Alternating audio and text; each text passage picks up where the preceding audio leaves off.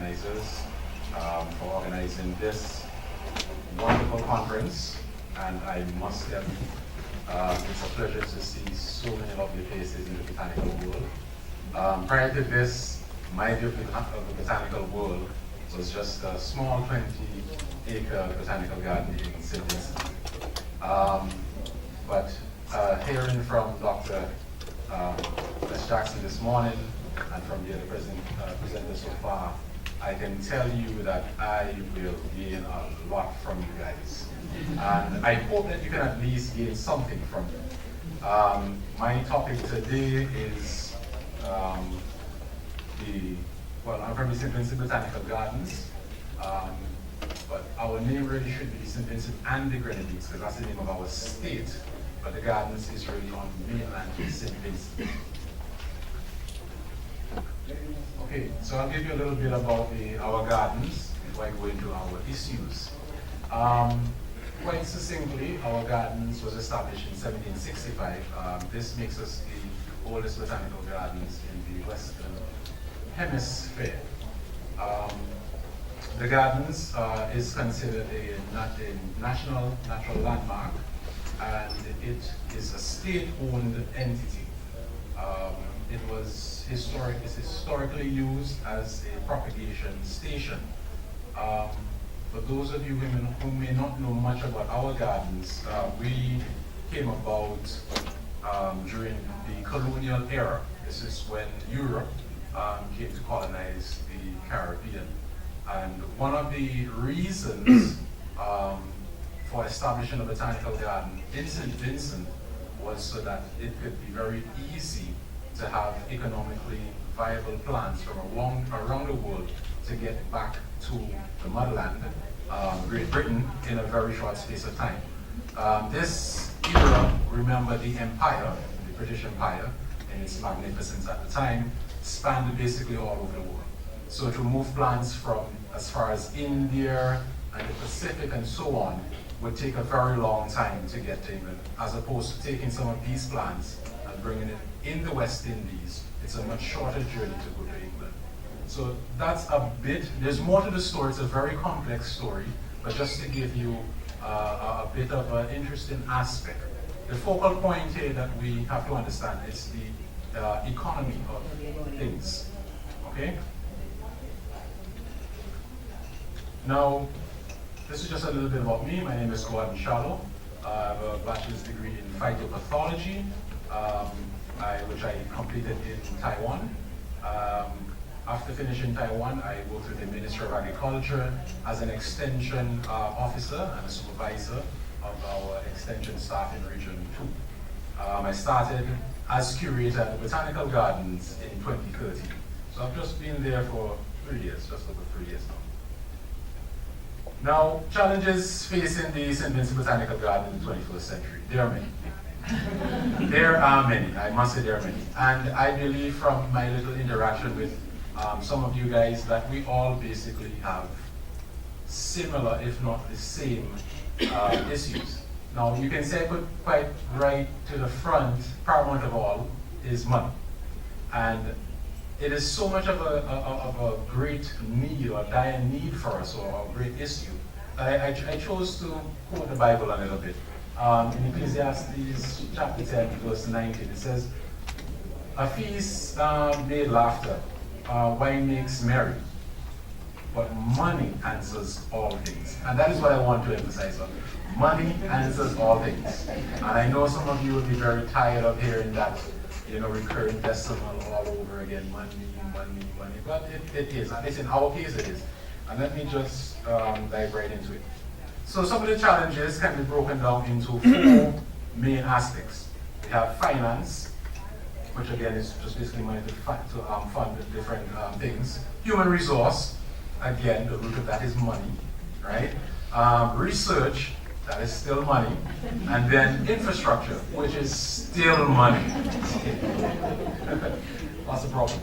Now, on the basis of finance, I'll give you a bit of understanding from our onset. The Botanical Gardens in our colonial era, our colonial past, was placed under the War Department under Great Britain. because it was more done as a method of strategically capturing the colony, that is, St. Vincent's.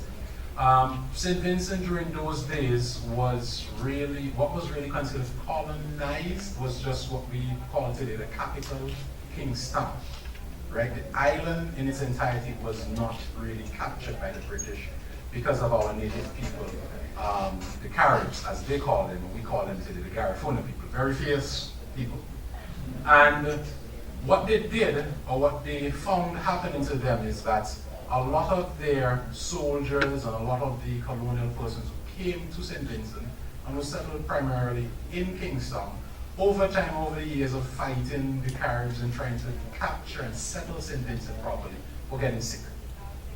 And then they figured to themselves, why are the natives not getting sick, and why are some of the slaves that we brought with us are not getting sick?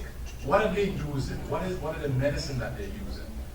And interestingly enough, they decided to sort of make a truce, so to speak, and to work with some of these same savage people, the Caribs, and to find out from them what are these herbal medicines that they're potentially using. Because the trip from St. Vincent to England will take about 3 months to go and then 3 months to come back. It takes a very long time by sail. So by that time you'd probably be dead. If you were to wait for medicine to come back, or even the Caribbean, you'd probably be dead. So it was a wise decision to do that. And needless to say, the governor in time, Melville, decided to start a botanical gardens on St. Vincent, work with the natives, capture the native names of these plants. Never mind that some of them may already be discovered in England, but also to capture the culture of the people as well too. And that is another aspect of our genesis. Some other persons, depending on who you go to, will also tell you the part about feeding the slaves, which is true. I'm sure many of you know about Mutiny and the Bounty and the sort of Captain Bligh and the breadfruit from Tahiti to the Caribbean. Well, that's St. Vincent. Thank you. So if you eat breadfruit, you can say thank you to St. Vincent. All right. Now, so that's part of some of our genesis. And the point there is to say, whilst it was under the War Department and somewhat funded fairly good, over time, war is very expensive. And trying to settle a colony is very expensive. Needless to say that the War Department, in its many changes of heads and so forth, thought it very unnecessary to be caring for something that they would not see the returns of immediately. It moved from the War Department. It changed many times, and at one point in the history, the Botanical Gardens actually went abandoned. And one historian actually put it as grass growing wild in the fields. It was abandoned for about 40 years or so. That ties in with today. In the 20th century, the Botanical Gardens moved from the Ministry of Agriculture, or just prior to independence or post-colonization, it was under the Department of Agriculture, which then became the Ministry, and it held there for a very long time as a scientific research station. Lots of plants were introduced from around the world, lots of crop research was done. Almost every single edible plant that we have on St. Vincent, all the fruits that we eat, a lot of the lumber that we use species, a lot of the ornamentals that we use today, came in colonialization, during the time of colonization and post-colonization. But in changing from the Ministry of Agriculture, it then went on to the Ministry of Tourism. And then lies a lot of problems. What does this have to do with finance? It has to do with finance in that being under the Ministry of Agriculture, it received what we call a vote, meaning that all of the monies that it needed to run operationally was given to it. Moving on to the Ministry of Tourism, the science slowly went out of the window. Slowly, I think you can understand that. A lot of the focus was more on the landscape, aesthetics, and so forth. So a lot of monies were not necessarily put into continuing research or replanting of species where numbers were dwindling, but more rather on just simple maintenance of hedges and the lawns and keeping things looking good, because tourists like to come there and take pictures and possible weddings. Now, from the Ministry of Tourism, it then moved under a new statutory body called the National Parks, Rivers and Beaches Authority that was given this mantle to move forward. Now, under a statutory body, you don't have any more the luxury of a vote. You have a subvention, sub meaning under. So it's, for those of you who are not familiar with the term statutory, it's basically sort of a semi-private institution where the government gives you money to partly run your operation, and you have to come up with initiatives and ideas to generate revenue to keep the boat afloat, quite simply. And this is where we are today on the National Park, Rivers and Beaches Authority, where we receive a subvention, and by not receiving everything that we need upfront is already one handicap. The other part of it is that the subvention, unfortunately, is not adequate both in terms of the quantum and at the time that these allocations are actually released. All right? So that then puts us off on a domino effect going down the line. Workers' salary and wages sometimes are late. If you have, I heard Cuba had 300 workers. That's nice. I would like to have even just 50 of those, you know. But imagine 300 workers and they're not paid on time, and that happens sporadically throughout the year. You might have an next coup or something, right? But fortunately, we don't have that much of a problem, but it is a problem nonetheless because it interferes and works against workers' psyche and their output. Next, we have in terms of security. Right? Security both in terms of coverage and in terms of vandalism. We have, in terms of our number of security, or protocol for security is that 1 by day, 2 by night. Meaning, in essence, whatever numbers you have by day, you double that by night. And we do not have that luxury. We are 20 acres, and we have 1 night security. Unfortunately, that leaves room for a lot of vandalism. When I started in 2013, the biggest issue I had with I'm guessing it's some teenagers. They went and probably had a night in the gardens and went to the toilets. I don't know how they got in. I took some toilet paper and TP'd the whole place. Toilet paper around trees, and I guess they were having a good time. But that's just some of the rudimentary issues that we're having. Now, I have here procurement of new species, and I'm not talking necessarily about accession and so forth in terms of policy. But I'm talking in terms of costs, and I have here partners. This is where I say I'm going to benefit a lot from you guys, and hopefully partner with a lot of these gardens that are here today, and to see how we can continue in our thrust of the conservation of biodiversity. As I said, St. Vincent, we imported basically everything from since colonial time that came into the country. We have species or specimens from as far as China. We have species from all across the tropical world. We have Malaysia, lots from Madagascar. We have from Indonesia. We have a lot of stuff there. Not necessarily numbers particularly, but in variety. But to continue in that pattern that was started so many years ago, 250 years ago, right now, under subvention, it's very difficult.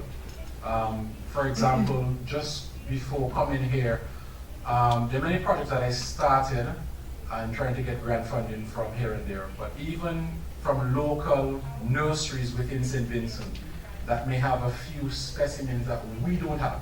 I'm talking in country, right in St. Vincent. It's sometimes even very hard and very mundane to beg for monies to be able to expend to, increase our collection. It's so difficult sometimes. All right. Now, tools and equipment, I put this, it's still under finance as well too. But I just put this here to give you an example of a bit of our operation. Before I came to the gardens, or just to give some reference in terms of our staff size as well too, currently we're only, in terms of what we call maintenance staff, we're at 23.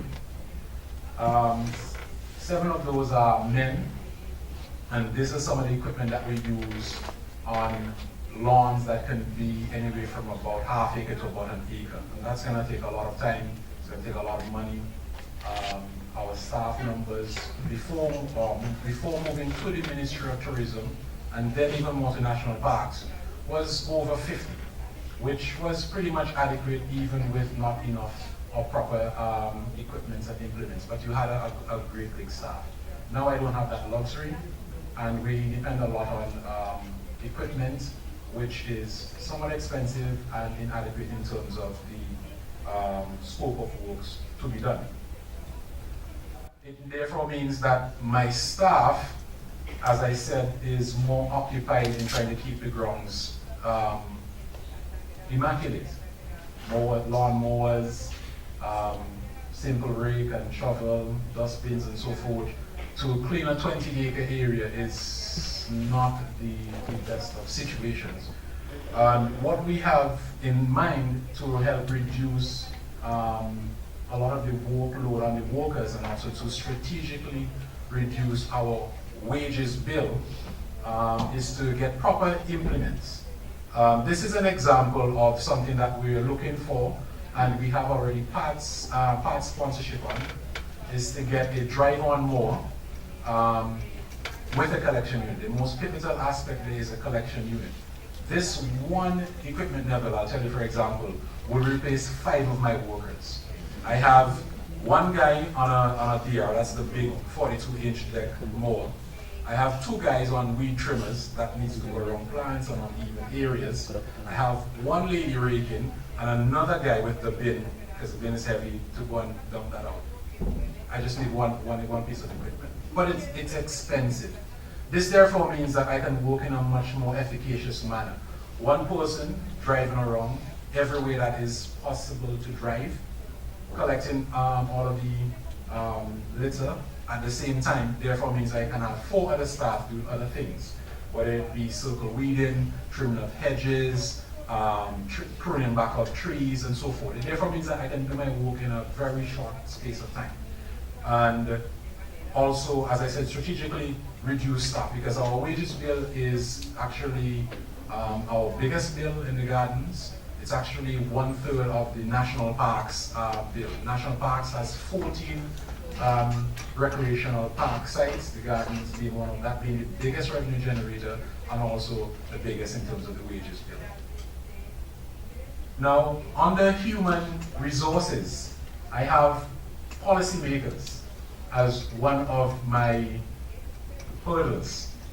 Now, some of you, I see you smiling, so I think you get it already. Being government-led in the Caribbean, the whole country and so forth, it's very easy to understand that this is one of your ways of employing people. And because of that, it therefore means most times that we do not get the staff that we want, being that of skill, a certain skill set, and sometimes even the timeliness of it.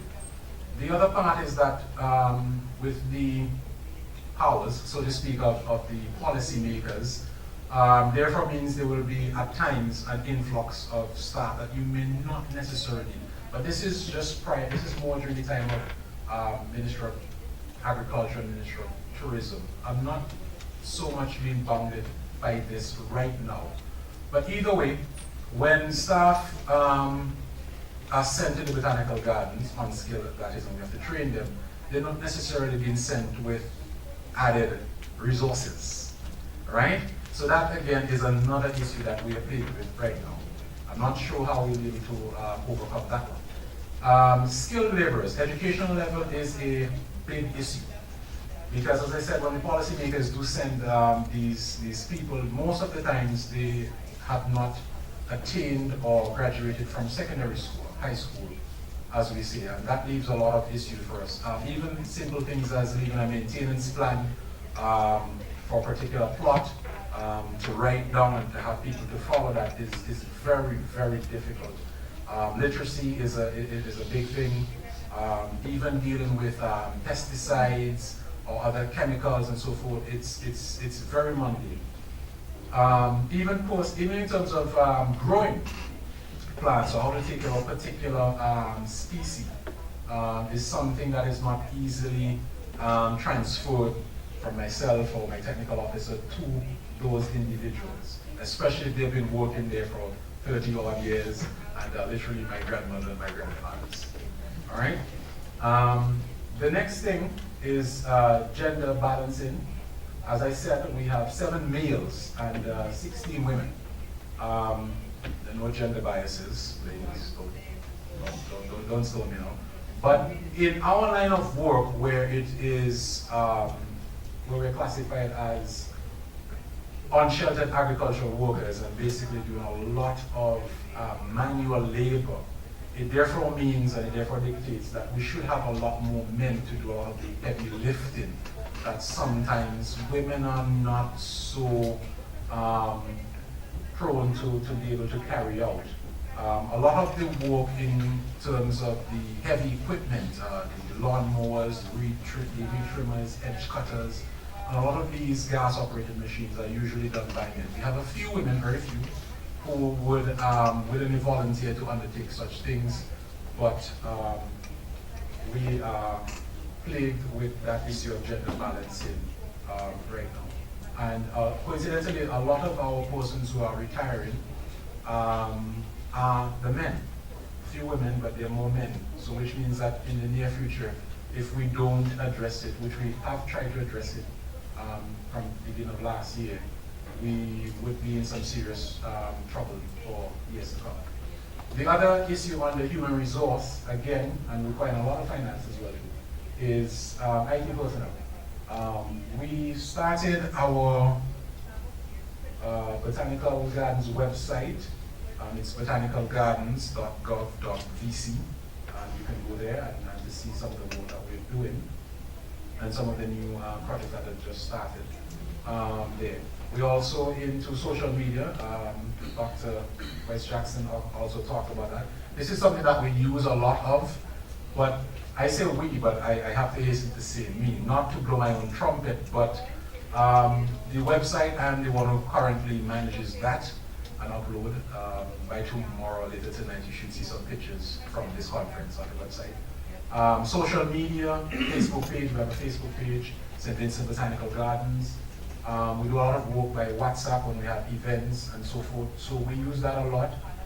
We partner with one of the main telecommunication providers in St. Vincent, Flow, to do a lot of text blasting so people can get them on their mobile devices and so forth. But outside of me, because I'm here now, we basically have no one else. Interesting thing on our website though, our website is hosted free of cost to us, to national parks, by being a government domain. We have the Department of Telecommunications who's dealing with that for us, who's hosting it for us. But last year, November, if I remember correctly, we had an attack by ISIS, so to speak, on our government websites, where all the websites were hacked and they were all down and nobody could get any information, and it was terrible. And we only just got this website back up on Thursday before I came here. We just got it back up.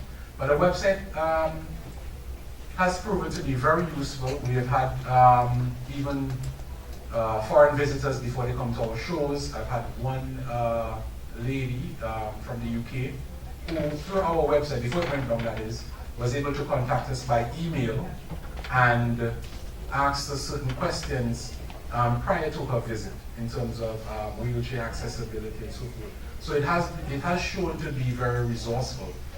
But being that it's free, everything has a cost, even being free, being prone to hackers and so forth means that we need something a bit more robust. We have looked into it And hosting our own website and so forth is very expensive. That is the point that I want to bring. We looked into it and it was about just over 10,000 EC to get somebody professionally to do that, and we don't have that money. So we luckily are back online with government, but we're still looking to try to go away from government to get certain things done. Research. The gardens have not done any research in a very long time. Have not done research since we left the Ministry of Agriculture. With the Ministry of Agriculture, we had a cadre of dedicated researchers from the R&D department, we had crop scientists and so forth. But right now, we are really lacking based on my experience there. Persons in the area of botany, or botanists, plant scientists, and crop research as well too. The gardens was very instrumental in crop research, whereas under the Ministry of Agriculture. Now, research in and of itself is, we dive into that a bit deeper. We will talk about plant identification. Being a pathologist, I have done some studies on taxonomy, but that is not my strongest point. Being curator, I'm looked upon a person who should know everything. You know, colloquially, that's what people say. If you're the creator, they look at you, you're the one that's supposed to know everything. What's this, what's that? And because of this, I have basically stuck my head in the books and in the websites and learning plant families and trying to know at least everything in the gardens, and which I'm gaining some ground. And I like that about plants and the botanical world. You never know everything, and there's always more to learn. So we need some more work on this in terms of plant identification and in terms of new species procurement. I think I mentioned that already. Now, herbarium and samples. We have no herbarium in St. Vincent on the island, period. Just last year, we proposed that the use of the old Curator's Lodge, which is now basically for the other museum, but it's empty, it was earmarked for using as a herbarium and to go on a national scale, to call it national herbarium, so that we can have sampling. Just to tell you a bit, I had a research student from Belgium earlier this year, just a few months ago, that came to St. Vincent to study magnolia, and in particular, Neopepicala species, which is a regionally endemic species in only 4 countries: St. Vincent, St. Lucia, Dominica, and Martinique. And when I asked, how did you get to St. Vincent? I'm always interested in how, why St. Vincent, why us? I'm glad for you, but I always ask why. She said, quite simply, this is her research subject, and when she looked into it, she found a herbarium specimen in the New York Botanical Garden that came from St. Vincent in the 1800s.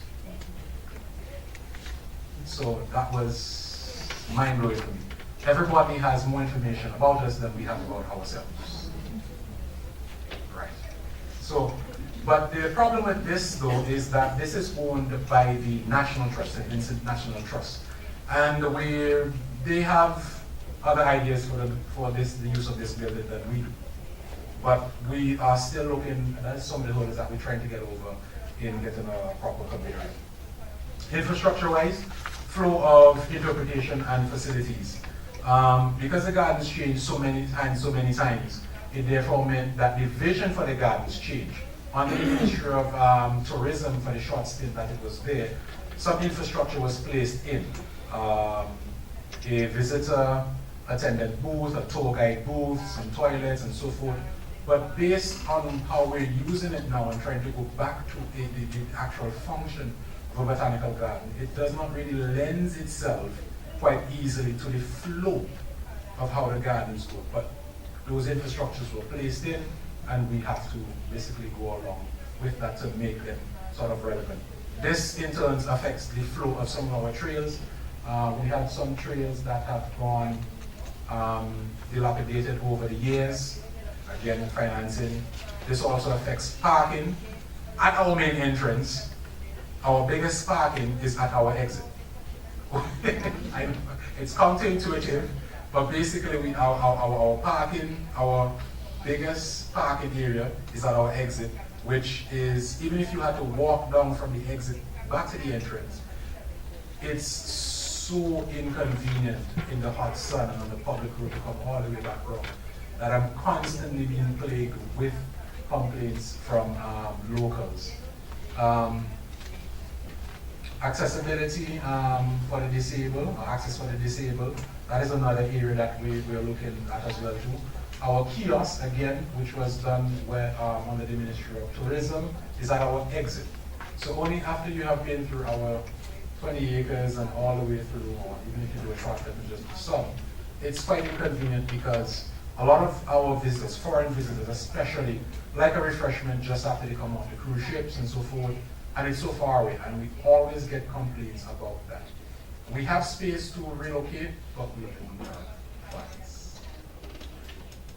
And that is my presentation.